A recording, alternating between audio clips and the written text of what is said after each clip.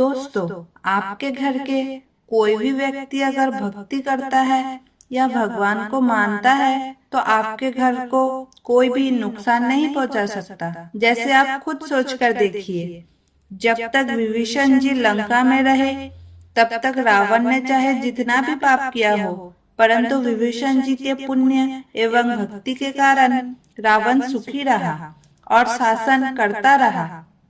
लेकिन जब विभीषण जी यानी भगवान का परम संत को रावण ने लात मारकर निकल जाने कहा, तब से रावण का विनाश आरंभ हो गया। अंत में रावण की सोने की लंका का दहन हो गया, उसका अहंकार चूर्ण हो गया और रावण के पीछे रोने वाला भी कोई नहीं बचा। ठीक इसी प्रकार हस्तिनापुर से जब तक विदुर जी जैसे भक्त रहते थे तब तक कौरवों को सुख ही सुख मिला, परंतु जैसे ही कौरव ने विदुर जी का अपमान करके उन्हें राजसभा से जाने के लिए कहा, तब भगवान श्री कृष्ण जी ने विदुर जी से कहा, काकाश्री, अब आप तीर्थ यात्रा के लिए प्रस्थान कीजिए, कौरवों का विनाश का समय आ चुका है। विदुर जी ने हस्तिनापुर छोड़ दिया और उसी समय से कौरवों का पतन आरंभ हो गया। अंत में न केवल उनका राजपाट छीन गया बल्कि कौरवों का वंश भी समाप्त हो गया। इसी प्रकार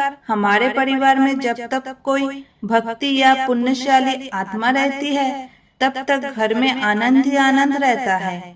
इसीलिए भगवान के भक्त जनों का अपमान भूल से भी ना करें। हम जो कमाई खाते हैं वो भी संभव है किसी के पुण्य के कारण मिल रहा हो, इसीलिए सदा आनंद में रहिए। और यदि कोई भक्त आपके परिवार में भक्ति करता है तो उसका अपमान मत करें, उसका सम्मान करें और उसके मार्गदर्शन में चलने का प्रयास करें। अपने धन दौलत पद प्रतिष्ठा और अपने शक्ति पर कभी अहंकार ना करें, क्योंकि उसी व्यक्ति के बदौलत आपका संसार रूपी रथ चल रहा है। वही व्यक्ति आपका असली धन है, असली पूंजी है, जो आपको भक्ति की मार्ग पर ले जाएगा। यदि वो व्यक्ति एक बार आपके जीवन से चला गया तो समझ लीजिए कि आप सबसे बड़ा आध्यात्मिक धन चला गया, और ये मान लीजिए भगवान भी आपसे दूर चले गए। वही आपकी सबसे बड़ी क्षति होगी। सनातन धर्म की जय। जय श्री राधे श्याम जी की।